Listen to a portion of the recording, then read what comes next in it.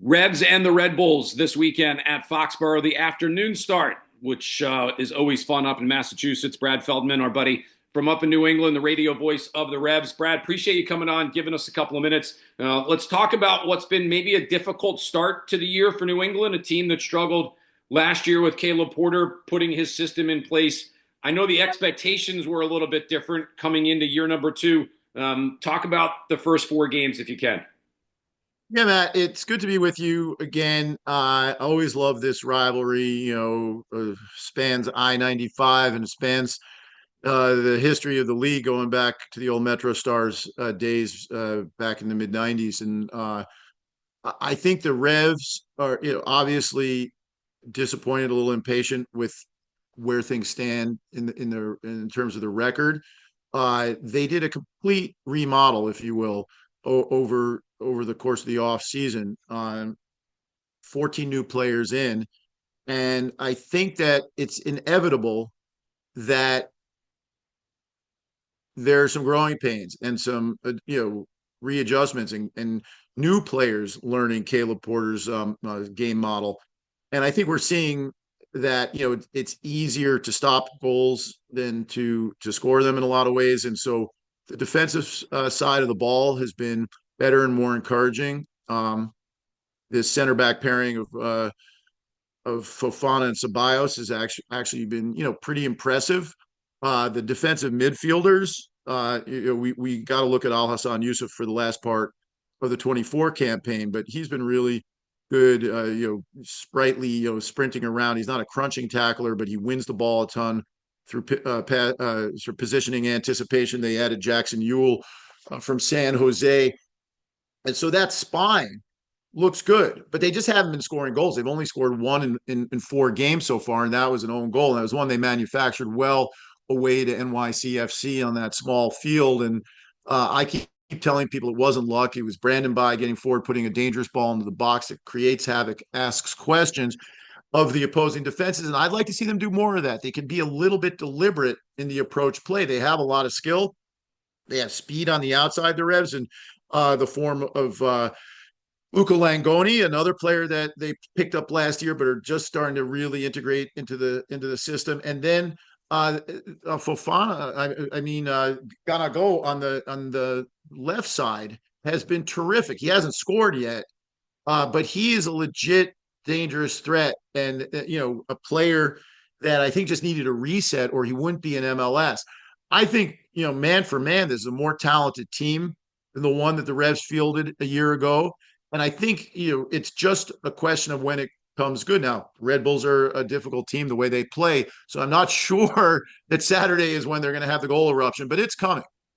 Brad, tell me through this, and maybe the answer to this is obvious. You mentioned all of the new players in adjusting to Caleb Porter's system. How important is it getting an off week so early in the season? 2 full weeks to prepare, 2 full weeks to maybe integrate things that even during the course of preseason maybe didn't click completely.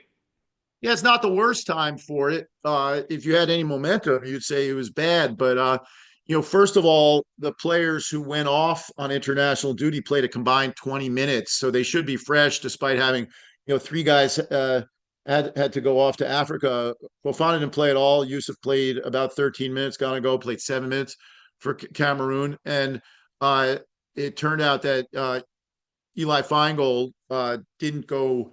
He declined the invitation to go play for the Israeli U21s. So, they should be fresh. They also, Leo Campana, the striker they had in off season, then he pulled up with a hamstring injury, and the prognosis is 3 to 4 weeks. Now, I would be shocked to see him in the game day squad Saturday. You don't want that to become a chronic thing. But, big picture, the Red Bulls probably don't have to worry about it, but it does sort of take a week out of that timeline, get him closer to full fitness. In terms of integrating the new players and the reps, yeah, absolutely. It's like adding a week to preseason after the coach has gotten a chance to see who's functioning well, what tweaks need to be made. So I think your point's a good one. I think that the way the Red Bulls play, um, and obviously under Sandro Schwartz, like they play once they get the ball, Red Bull, they use the ball more artfully and connect more passes than maybe under some coaching administrations in the past. But we know the Red Bull way of pressing and turning it into a fight in the middle of the field is part of the brand, and I mean that in a good way. But it means that the Revs, they may not be able to apply their system quite as sort of generically as they'd like to, meaning that there's not going to be time and space to play pretty football a lot of the time. So I think that a lot of the messaging coming out of the Porter camp is, we want guys who are up for this because they're playing the Red Bulls. How about Carlos Heel, Brad, a guy that, over the course of his time in Major League Soccer has been regarded as one of the best attacking midfield type players.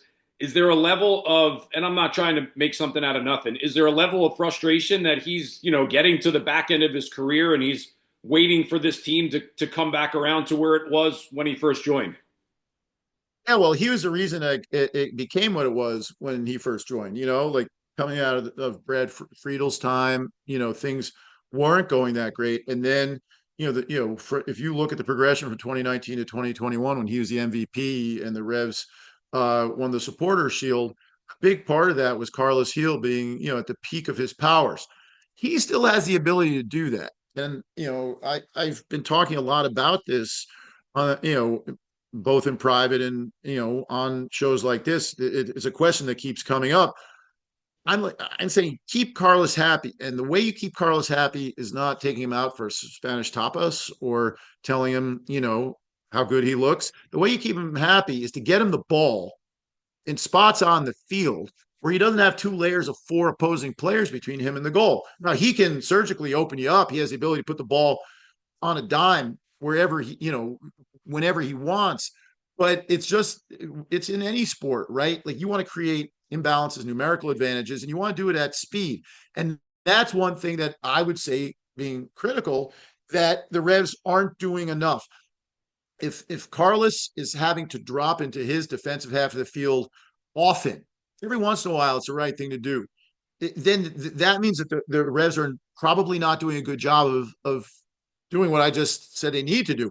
He needs to get into those half spaces. He has pretty much a free roll across that sort of edge of the attacking third. And he wants to pick up the ball. And what they need to do is zip it into his feet and then have him turn and face and do something decisive before the defense has an opportunity to react, reset, because 1-on-3, he's not nearly as effective as 1-on-1. He can create those 2-on-1s and 3-on-1s and stuff with a little dink ball over the top or a through ball for a cutting player, making the run in behind. And he can take you out on the dribble too. I haven't really seen him lose a step. The only thing I've seen is that a lot of the time when he's picking up his head to do what he does best, there are a lot of opposing defensive players between him and the goal they're attacking. And I put that down to not where they're passing the ball sometimes as much as when. It just got to be quicker to him and it has to be more frequent. And then I think you're going to see, he'll still have 3-4 key passes a game. And then the Revs need to tuck those chances away. So it sounds simple, but what I would say is that the Revs, and you're going to see this Saturday, are a better side than what their record would indicate so far. And one early goal will open things up and force opposing teams to come out, and then they'll be cooking. But that you have to do it first. So, and not to repeat myself too many times, but I don't think this is going to be the easiest game for them to prove that what I just said is true because of the way the Red Bulls play. Always a combative game, always an interesting matchup when the teams get together at Foxborough. Brad, thanks for coming on, giving us a couple minutes. Look forward to seeing you in person in our little perch there, second level at Foxborough. One of the best sight lines, I think, in all of Major League Soccer. Always good to catch up. Thanks, Matt. Pleasure.